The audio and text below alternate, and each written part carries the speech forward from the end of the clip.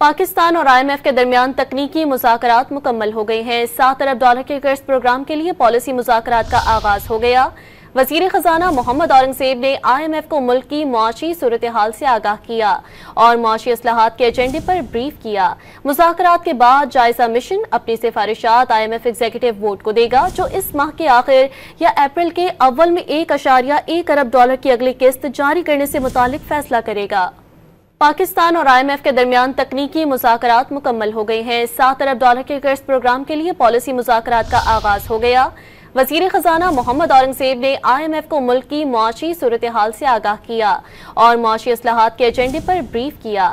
مذاکرات کے بعد جائزہ مشن اپنی سفارشات IMF ایگزیکٹو بورڈ کو دے گا، جو اس ماہ کے آخر یا اپریل کے اول میں $1.1 ارب کی اگلی قسط جاری کرنے سے متعلق فیصلہ کرے گا۔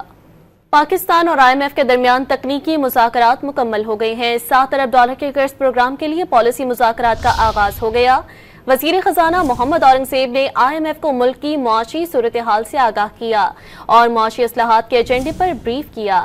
مذاکرات کے بعد جائزہ مشن اپنی سفارشات IMF ایگزیکٹو بورڈ کو دے گا، جو اس ماہ کے آخر یا اپریل کے اول میں $1.1 ارب کی اگلی قسط جاری کرنے سے متعلق فیصلہ کرے گا۔